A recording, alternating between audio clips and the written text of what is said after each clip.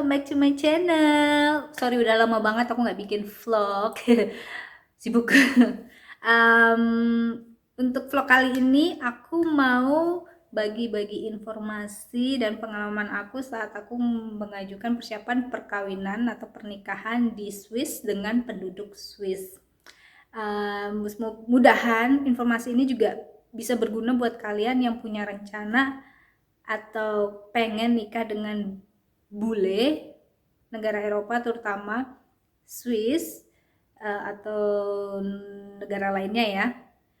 Jadi ini apa namanya, aku mau bagi informasi itu persyaratan dokumennya, terus bagaimana pengalaman aku saat aku mengajukan aplikasi visa nasional ke kedutaan Swiss, terus pengalaman aku saat sudah tiba di Swiss dan ngurus berkas-berkas di Stadthaus atau kantor catatan sipil di Swiss untuk persiapan pernikahannya. Rata-rata untuk persyaratan sih sama aja, semua negara sama aja, ada kurangnya juga ada lebihnya. Jadi kalau misalnya ini ya untuk negara Swiss ya, kalau misalnya kalian ada yang punya rencana nikah di Jerman atau Italia atau Spanyol, lebih baik langsung cek juga ke kedutaan negara tersebut, karena mungkin ada persyaratan yang wajib kalian penuhi lagi, ada persyaratan tambahan gitu, atau atau yang ada yang tidak perlu gitu ya. Oke, jadi to the point deh. Ini persyaratan dokumennya ya. Jadi aku ngasih info persyaratan dokumen yang harus disiapin itu apa aja dan uraiannya bagaimana, apa saja, dan apa yang harus dilakukan untuk dapetin itu berkas gitu ya. Minum dulu. Oke, persyaratan yang pertama, wajib punya paspor dan EKTP. Jadi paspor sama EKTP asli. Paspor paling enggak kalian harus masih valid minimal 6 bulan. Tapi lebih baik sih kalau sudah mau 6 bulan habis, ya mendingan diperpanjang lagi, karena kita nggak tahu selama kita mempersiapkan dokumen sampai ngajuin visa itu berapa lama ya. Terus IKTP itu wajib. Jadi sebenarnya ada beberapa kedutaan yang cuma yang kalau kalian belum punya IKTP atau masih proses, itu hanya surat keterangan dari Capil yang menyatakan kalau IKTP kalian tuh masih dalam proses, mereka bisa terima. Tapi ada kedutaan yang juga mereka nggak nerima itu, jadi mereka hanya terima IKTP. Jadi saran aku sih lebih baik harus punya IKTP sebelum kalian mengajukan persiapan pernikahan atau bikin visa termasuk visa turis, atau visa kunjungan atau visa pelajar. Nah, yang kedua adalah fotokopi dari kartu keluarga yang lama, yang terdahulu. Terus yang ketiga, kartu keluarga yang baru, print out baru, asli. Maksudnya apa?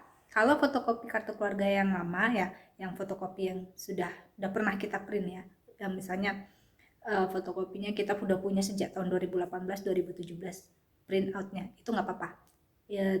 Dan yang terbaru itu maksudnya kalau misalnya kalian mau mengajukan pernikahannya, mengajukan ya persiapan pernikahannya ke kedutaan itu tahun 2021, misalnya bulan Februari, ini bulan Januari kalian sudah pergi ke Capil, bilang ke petugasnya saya mau minta print out kakak saya yang saat ini untuk lampiran berkas pengajuan visa untuk bikin apalah, visa kunjungan, visa turis, visa nasional atau persiapan pernikahan kayak gitu. Rata-rata sih Capil ngerti sih. Ntar juga diprintkan yang kakak kalian nanti juga diprintkan, karena kakak kan udah ini ya, udah online, jadi itu juga udah ada dalam sistem. Kalian kasih lihat nomor KTP, ditarik itu datanya nomor kakak kalian, nomor kakaknya keluar, udah semuanya keluar, tinggal di print. Nah, kalau ada perubahan kayak misalnya kayak kejadian aku ya, misalnya kakak lama dengan kakak baru nih ada yang beda. Kayak aku ngurusnya tahun 2019.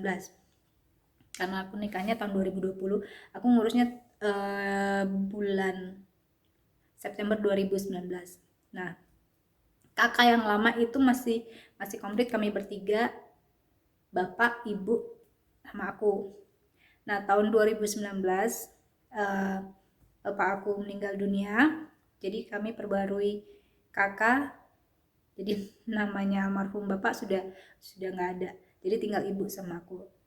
Dan jadi sekalian aja sih aku sekalian update kakak terbaru sama ngeprint kakaknya gitu. Paling enggak itu kalau kalian print, paling enggak itu 6 bulan, paling lama 6 bulan masa berlakunya itu kakak. Jadi kalau misalnya kalian print Januari, jangan lewat dari bulan Juni untuk ngajuin berkasnya ke kedutaan. Jadi sebelum bulan Juni lah ya, paling enggak bulan Mei, biar lebih aman. Oke, terus yang kelima, kutipan akte kelahiran asli dengan format yang terbaru. Nah, format sekarang itu ada nomor NIK atau nomor NIK, nomor induk kependudukan di akte lahirnya. Tapi harus asli. Nah, kejadian aku ya, aku punya kakak akte lahir yang lama, yang sudah zaman aku baru lahir dulu, tahun 82 itu sudah ada. Terus karena yang diperlukan itu dengan format terbaru yang tahun-tahun milenium gini. Jadi aku tahun 2019 itu, anak kelahiran Balikpapan. Aku pikir itu akte akan dikeluarkan oleh Capil Balikpapan. Jadi pergilah aku ke Balikpapan. Ternyata di sana ngasih info kalau bisa dikeluarkan di kota domisili kita tinggal. Jadi aku KTP aku di Kutai Barat, jadi aku bisa minta print out akte lahir aku di Kutai Barat, di Capil Kutai Barat. Jadi aku nggak perlu ke Balikpapan. Seharusnya informasi ini disosialisasikan, tolong. Setidaknya ada di website kayak atau di koran kayak atau apa. Soalnya dari Kutai Barat ke Balikpapan itu butuh waktu dan tenaga juga, money gitu loh. Tapi nggak apa-apa. Nah, untuk ngurus akte lahirnya yang ngeprint yang baru, ini aku pergi ke Capil. Aku konsultasikan karena waktu aku ngomong minta di bagian staffnya ya yang di loket, itu mereka agak kurang ngerti. Jadi lebih baik asaran aku, bukannya aku menganggap sepele atau remeh staff ya, karena staff rata-rata itu nggak berani mengeluarkan apapun tanpa persetujuan atasan. Jadi saran aku langsung ketemu dengan kepala seksi kelahiran dan pernikahan kalau nggak salah ya. Di situ aku ngasih tahu bahwa aku perlu akte lahir aku yang print out terbaru karena untuk ngurus persiapan pernikahan di Swiss. Ini permintaan dari kedutaan. Jadi dari capilnya itu prosesnya seperti kita bikin akte lahir baru gitu. Jadi seakan-akan itu hilang, anggap aja itu akte lahir hilang. Jadi ngedaftar lagi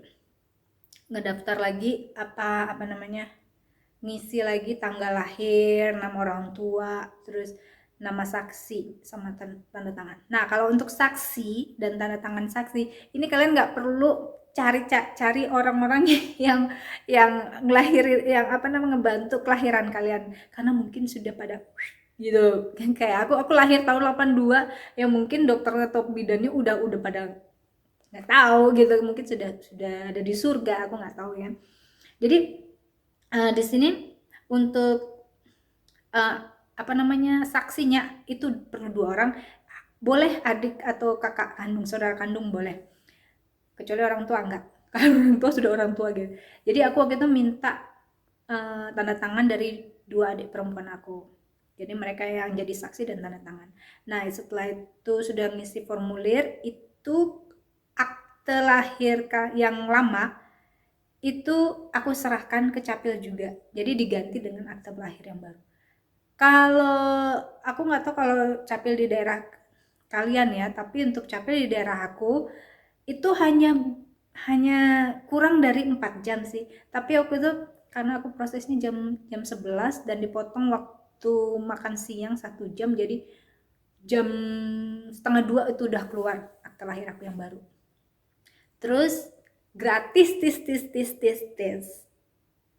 Tapi ini tergantung dari program capil daerah masing-masing loh ya. Kalau daerah kami ya gratis, jadi ya no problem. Oke. Terus yang keenam, nah ini surat keterangan diterbitkan oleh capil untuk yang beragama atau KUA. Untuk yang beragama non muslim itu surat keterangan status surat keterangan single belum pernah menikah itu ngambilnya di capil. Nah, kalau yang muslim itu di KUA. Surat keterangannya ini itu harus mencantumkan status perkawinan, alamat kalian saat itu, domisili saat itu, dan keterangan warga negaraan. Jadi wajib 3 ini ada ya. Status perkawinan, single, alamat domisili kalian di mana, dan keterangan warga negara Indonesia. Nah, nanti dokumen ini juga asli tuh ya. Ini harus dilegalisir di Kementerian Hukum dan HAM dan Kementerian Luar Negeri. Jadi kalian minta di surat keterangan masih single atau belum pernah menikah ini dicapil. Nanti kalau sudah keluar itu harus kalian legalisirkan ke Kementerian Hukum dan HAM dan Kementerian Luar Negeri di Jakarta. Ntar aku kasih info kalau kalian nggak bisa ke Jakarta ada solusinya bagaimana. Nah, kalau yang sudah pernah menikah dan sudah berstatus cerai itu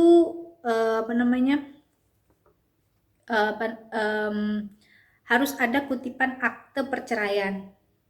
Nah, kutipan akte perceraian ini itu harus dilegalisir lagi juga di Kementerian Hukum, terus Kementerian Luar Negeri. Ya. Jadi, terus ada yang kedua, ada putusan pengadilan. Ini yang dikeluarkan oleh pengadilan agama atau pengadilan negeri.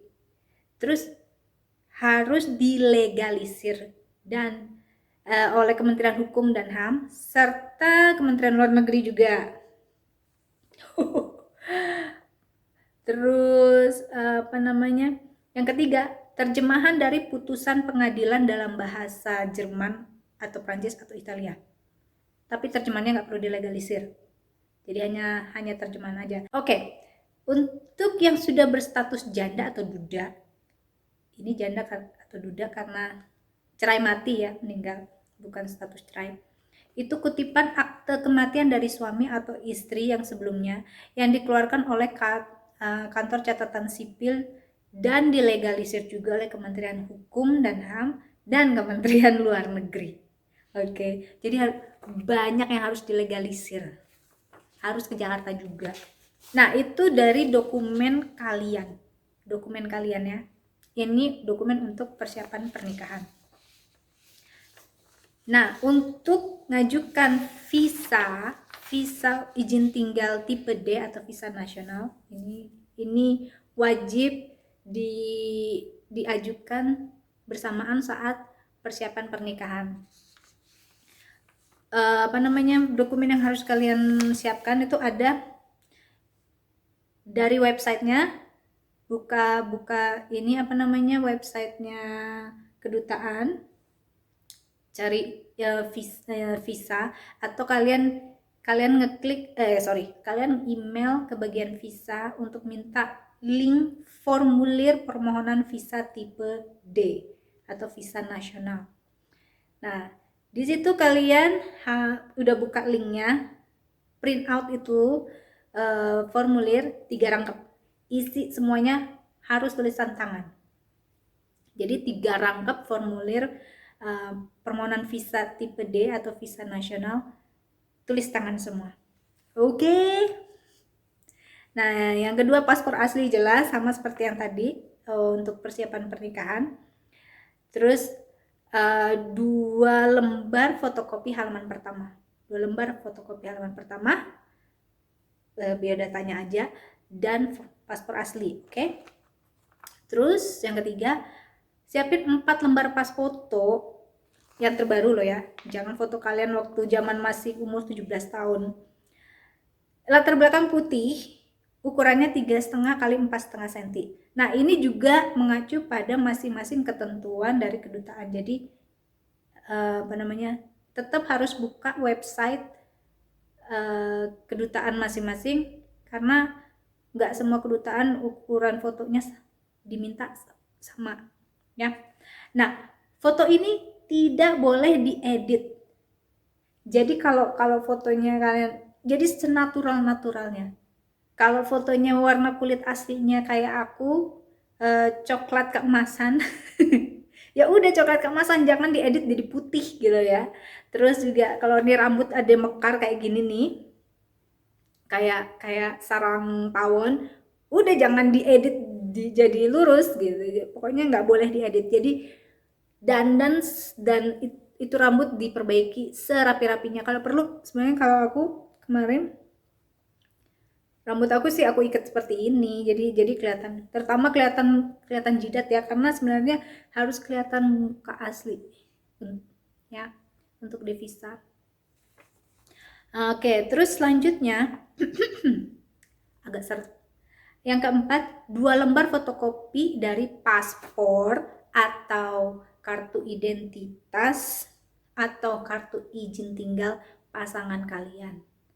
Jadi ya izin di Swiss, pasangan kalian di Swiss. Jadi paspornya dia atau kartu izin tinggal dia di Swiss atau kartu penduduk dia di Swiss. Kalau dia warga negara Swiss, nggak usah pakai kartu izin tinggal. Tapi kalau dia warga negara lain tapi penduduk Swiss, tinggal di Swiss, dia pasti punya kartu izin tinggal. Nah, itu salah satu aja sih, tapi kalau aku semuanya. Jadi aku ngasih ke kedutaan itu fotokopi paspornya dia, fotokopi kartu identitas dia, dan fotokopi kartu izin tinggalnya dia. Karena juga sebenarnya lebih baik punya kartu izin tinggal sih, karena ada tipe-tipe tertentu izin tinggal dengan tipe tertentu yang memperbolehkan kita menikah dengan warga negara lain gitu. Kalau menikah dengan warga negara Swiss sendiri juga nggak masalah, tapi kalau dengan negara lain ya sebenarnya belum boleh gitu. Aku lupa kayaknya tipe C atau apa, nanti aku ngecek ke kartu izin tinggalnya suamiku. Oke, terus yang kelima, 1 lembar surat asli dan 1 lembar fotokopi SKCK. Jadi SKCK-nya asli dan 1 lembar fotokopi. Nah, SKCK ini juga diterbitkan paling lama 6 bulan dari masa berlakunya, paling lama 6 bulan dari tanggal yang diterbitkan. Oke. Terus juga ini nanti harus dilegalisir di Kementerian Hukum dan HAM dan Kementerian Luar Negeri dan diterjemahkan ke bahasa negara tersebut. SKCK itu kalian dapetinnya di mana? Untuk urusan luar negeri, kalian wajib minta SKCK ke Polda atau Polri. Untuk luar negeri ya, jadi ke Polda atau Polri. Dan biayanya kalau saat itu ya tahun 2019 aku belum tahun 2019 kalau belum naik harganya, biayanya itu 30.000. Jadi nggak ada, kalau ada yang bilang oh minta SKCK untuk urusan ini 100.000, 200.000, itu enggak, no. Bahkan 35.000 pun enggak, tetap 30.000, tidak ada kece-belece. Nah, dari kantor Polda sendiri, aku ke Polda Balikpapan, sangat membantu dan cepet banget, itu sehari jadi, nggak sehari, 2 jam jadi. Sebenarnya 1 jam sampai 30 menit sampai 1 jam kalau Kalau yang tanda tangan ada di tempat, tapi saat itu waktu aku ngajukan itu yang tanda tangan lagi ada rapat. Jadi aku nunggu 2 jaman, tapi jadinya cepet, jadi kalian bisa nunggu. Itu dari kaliannya ya. Nah, kalau dari calon pasangan kalian, calon pasangan kalian atau partner kalian yang tinggal di Swiss, tadi minta lagi fotokopi paspor sama kartu identitas atau kartu identitas Swiss. Terus sertifikat status perkawinannya.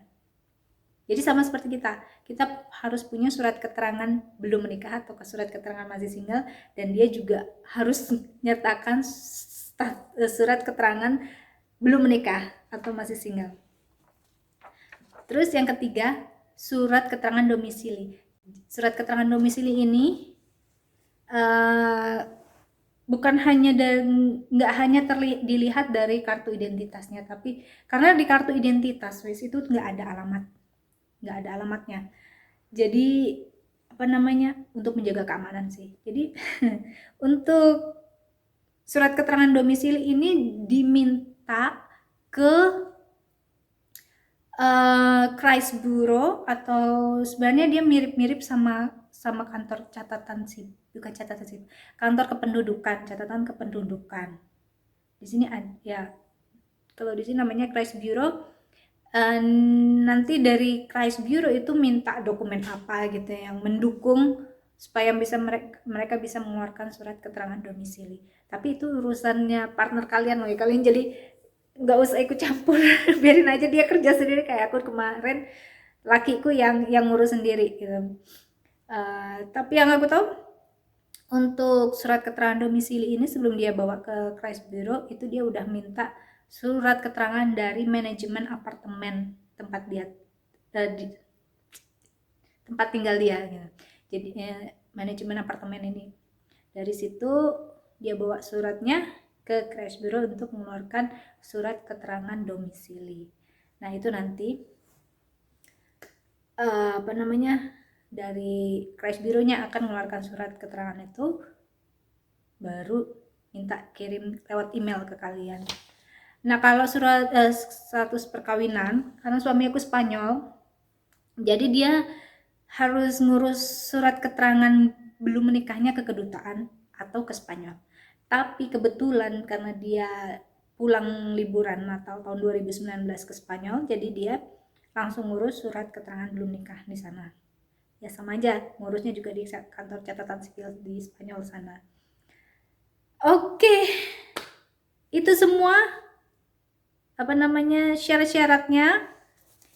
Jadi aku informasikan lagi nih, aku tulis di sini.